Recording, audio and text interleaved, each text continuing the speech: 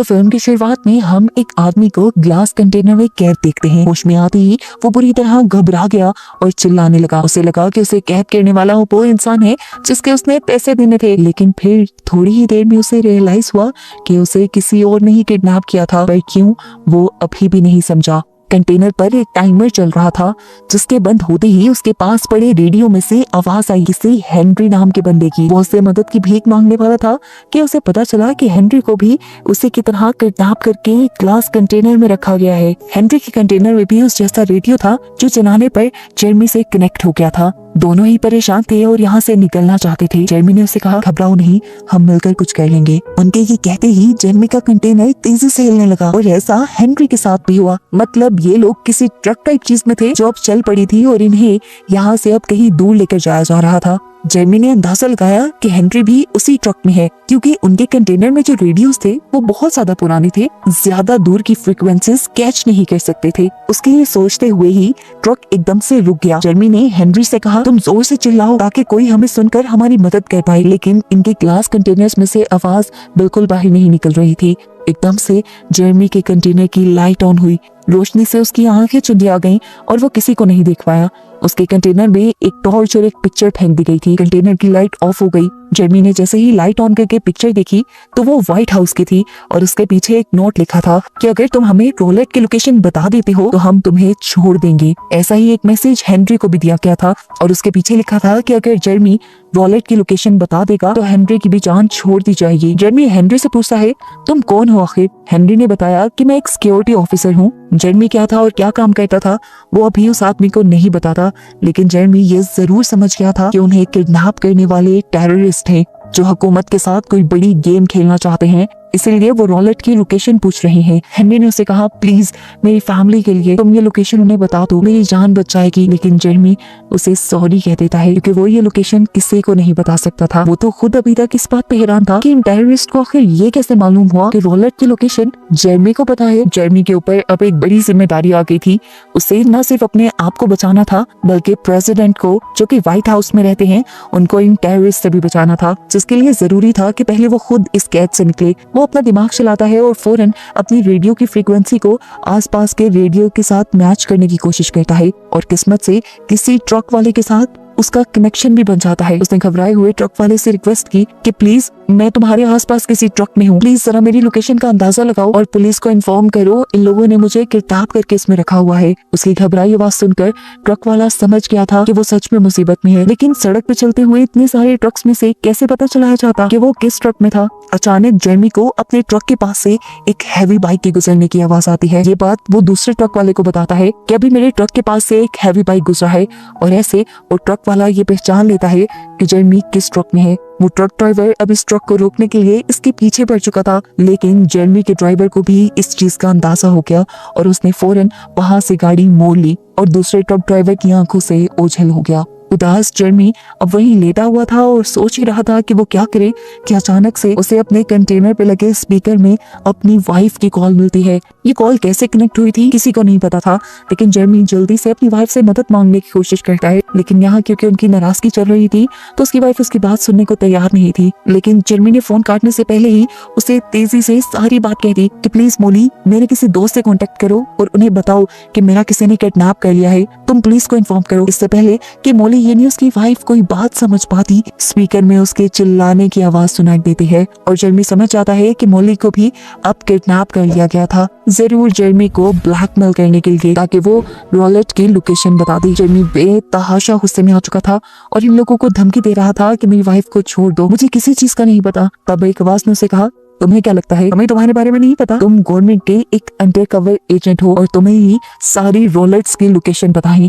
तुम अगर रोलेट की लोकेशन बता देते हो तो तुम्हारी वाइफ को भी हम छोड़ देंगे, तुम्हें भी छोड़ देंगे और हेनरी की फैमिली को भी, और अगर तुमने वो लोकेशन नहीं बताई तो तुम सबको मार दिया जाएगा। जेरमी किसी भी बुरे हाल में उन रोलेट्स की लोकेशन इन्हें नहीं बता सकता था, क्योंकि ये रोलेट्स असल में वो बंकर्स थे जिसमें अथॉरिटी के लोगों को, जिस तरह प्रेसिडेंट और बड़े बड़े लोगों को सेफ रखा जाता है किसी भी इमरजेंसी के वक्त, जैसे जंग या कोई और डिजास्टर। अगर ये लोग रोलेट की लोकेशन पूछ रहे थे तो इसका मतलब शहर में जरूर फसाद चल रहे हैं और प्रेसिडेंट की जान खतरे में है। जेरमी ने इस मर्तबा भी जब रोलेट की लोकेशन बताने से इनकार किया किया तो उन्होंने बहुत सारी बीज को जेरमी के कंटेनर में डाल दिया, क्योंकि वो ये बात भी जानते थे कि जेरमी को बीज से एलर्जी है। उनके काटने की वजह से जेरमी मर भी सकता था। उसे अर्जेंट एक इंजेक्शन की जरूरत थी, जो अब उसे इस कंटेनर में तो नहीं मिलने वाला था। ये सोचते सोचते ही वो बेहोश हो गया। कुछ देर बाद उसे होश आया तो उसने देखा कि उसे इंजेक्शन लगा दिया गया था और उसकी जान बचा ली गई थी। वो ये भी बात समझ गया कि ये लोग उसे मारेंगे नहीं, बस उसे टॉर्चर करेंगे रॉलेट की लोकेशन पूछने के लिए। उसके होश में आते ही हेनरी ने उससे दोबारा कॉन्टेक्ट किया था। वो जेरमी की मिन्नतें कर रहा था कि प्लीज तुम रॉलेट की लोकेशन उन्हें बता दो, वरना मेरी फैमिली मारी जाएगी। लेकिन जेरमी ने इस मर्तबा भी मना कर दिया, ये कहते हुए कि उसके लिए उसकी फैमिली से ज्यादा उसकी ड्यूटी इंपॉर्टेंट है। इस टाइम उसकी फर्स्ट प्रायोरिटी प्रेसिडेंट की जान बचाना थी, जिसके लिए वो कोई भी कुर्बानी दे सकता था, अपनी फैमिली और अपनी जान भी दे सकता था। उसने हेनरी को भी साफ इनकार कर दिया रॉलेट की लोकेशन बताने के लिए। अभी वो लोग बात ही कर रहे थे कि एकदम से पुलिस की कार इस ट्रक के पीछे पड़ गई, क्योंकि ट्रक ड्राइवर एक्स्ट्रा ही तेजी से गाड़ी चला रहा था। जेरमी को ये अच्छा मौका लगा अपनी जान बचाने का, लेकिन पीछे से टेररिस्ट ने उन्हें धमकी दे दी कि अगर तुमने पुलिस के सामने कोई भी होशियारी दिखाने की कोशिश की तो तुम्हारी वाइफ को मार दिया जाएगा। लेकिन वो इन टेररिस्ट की धमकियों से नहीं डर रहा था। पुलिस के करीब आते ही जब ट्रक ड्राइवर पुलिस को अपने डॉक्यूमेंट्स दिखा रहा था, जेरमी ने पुलिस से मदद मांगने की कोशिश की। पुलिस ने आवाज भी सुन ली और गड़बड़ी महसूस होते ही ट्रक ड्राइवर ने तेजी से ट्रक चला दिया। ट्रक की स्पीड को रोकने के लिए पुलिस ने पीछे से फायरिंग की, जिसमें से एक गोली जेरमी के कंटेनर पे भी लग गई। कंटेनर का टूटा हुआ कांच उसकी टांग पे लगा। ड्राइवर भी बहुत तेजी ट्रक चला रहा था, जिसकी वजह से उनका एक्सीडेंट हो गया और इस एक्सीडेंट में जेरमी बेहोश। कुछ देर बाद जेरमी को जब होश आया तो उसने देखा कि ड्राइवर वहाँ पे बेहोश था, या क्या पता वो मर गया हो। उसकी पॉकेट में से उसका फोन नजर आ रहा था। जेरमी ने अपने कंटेनर के होल से हाथ निकालते हुए उसका फोन उठा लिया और जल्दी से पुलिस से कांटेक्ट करने की कोशिश की। जेरमी ने पुलिस से अपने आप को बचाने की रिक्वेस्ट की। वो अपनी लोकेशन के बारे में भी नहीं जानता था। उसने बस ये बताया कि मेरा किडनैप हो गया है और मुझे ये लोग पता नहीं कहाँ लेकर जा रहे हैं। पुलिस जेरमी की मदद करना चाहती थी, लेकिन पता चला इस टाइम जो फोन जेरमी यूज कर रहा था उसकी लोकेशन पुलिस ट्रैक नहीं कर सकती थी। पुलिस एक दूसरा रास्ता निकालती है और डिसाइड करती है कि वो लोग उस सिग्नल टावर को ट्रैक करेंगे जिन सिग्नल्स के थ्रू जेरमी पुलिस से कांटेक्ट कर रहा था। लेकिन इस सब में बहुत ज्यादा टाइम लग जाता, इतना ज्यादा वो वेट नहीं कर सकता था। इतने में ही उसे सामने एक आदमी नजर आया। उसने होल से फौरन उस आदमी को चिल्ला चिल्ला कर बुलाया और मदद के लिए कहा।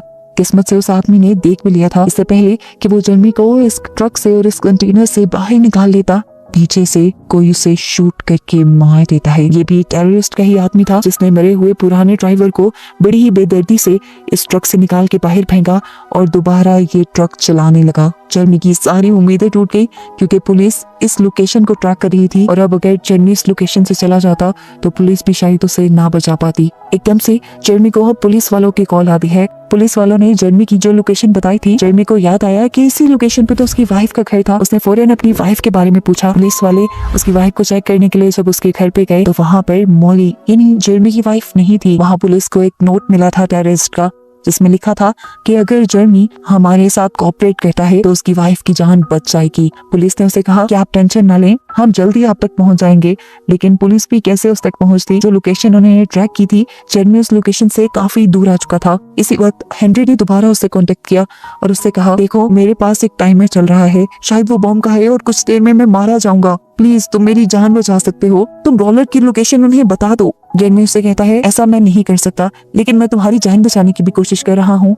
मेरे पास फोन है जिससे मैंने पुलिस को कॉल की है। उसकी बात सुनकर हेनरी ने उसे कहा, प्लीज इसी फोन से तुम मेरी फैमिली से बात करवा दो। जेरमी हेनरी की बात करवाना तो चाहता था, लेकिन उसने फिर नहीं करवाई, ये सोचकर कि अगर वो उनकी बातों से इमोशनल हो गया तो फिर शायद टेररिस्ट जीत जाएंगे। वो इसी सोच में था कि अचानक उसके पास मौजूद रेडियो चला, जिसमें पूरे शहर में होने वाले हंगामों की न्यूज आ रही थी। टेररिस्ट ने पूरे शहर के अंदर बॉम्ब लगा दिए थे और जगह जगह बॉम्ब फट रहे थे। अफरा तफरी मच गई थी और प्रेसिडेंट की जान बचाने के लिए प्रेसिडेंट को रॉलेट के अंदर भेज दिया गया था। जेरमी बुरी तरह पागल होने लगा, क्योंकि टेररिस्ट अपना काम शुरू कर चुके थे। बस उन्हें जेरमी से रॉलेट की लोकेशन चाहिए थी, जिसके बाद वो प्रेसिडेंट को भी मार देते और यहाँ पर शहर का बहुत बुरा हाल हो जाता। उसे किसी भी तरह प्रेसिडेंट की जान बचानी थी। वो जल्दी से अपने साथ के एजेंट्स को कॉल मिलाने की कोशिश करता है, कोई भी उसकी कॉल नहीं पिक करता सिवाय एक के।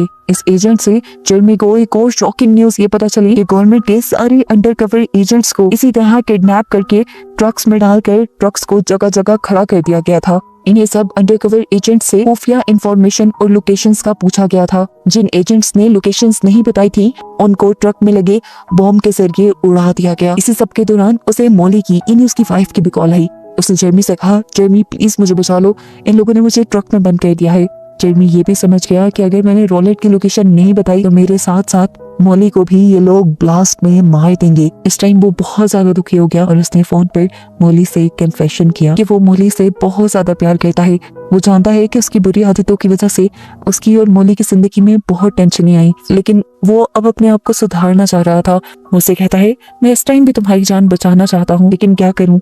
अगर मैंने गद्दारी की तो सिर्फ मेरी और तुम्हारी जान बचेगी, और अगर मैंने इन्हें रॉलेट की लोकेशन ना बताई तो प्रेसिडेंट के साथ साथ सभी लोग बच जाएंगे। मॉली, अब मैं ये फैसला कर चुका हूँ और मैं ये भी जानता हूँ कि अब थोड़ी ही देर में मैं मर जाऊंगा, लेकिन प्लीज अगर तुम मुझे मेरी गलतियों के लिए माफ कर दो तो शायद मैं सुकून से मर सकूं। इस मर्तबा तो मॉली भी बहुत ज्यादा इमोशनल हो गई थी। उसने जेरमी से कहा, तुम हौसला रखो, हम दोनों को ही कुछ नहीं होगा और हम दोनों दोबारा से एक साथ रहने लगेंगे। इस टाइम ये सब कुछ बहुत ज्यादा इमोशनल हो चुका था। मॉली का फोन बंद होते ही दोबारा हेनरी ने जेरमी से कांटेक्ट किया। उसने बताया कि मेरे कंटेनर में पानी भरने लगा है और मुझे लगता है मैं कुछ ही देर में मारा जाऊंगा। इससे पहले कि जेरमी उससे कुछ कहता, जोरदार धमाके की आवाज आती है और जेरमी समझ जाता है कि हेनरी मारा गया है और अब कुछ ही देर में शायद वो भी मारा जाएगा। वो यही सोच रहा था कि उसे अपने उस साथी एजेंट की कॉल आई जिससे पहले उसने कांटेक्ट किया था। उसने जेरमी को एक बुरी खबर ये दी, प्रेसिडेंट को रॉलेट में भेज दिया गया है, जहाँ की लोकेशन ये लोग बचे हुए किसी भी एजेंट से पता चला लेंगे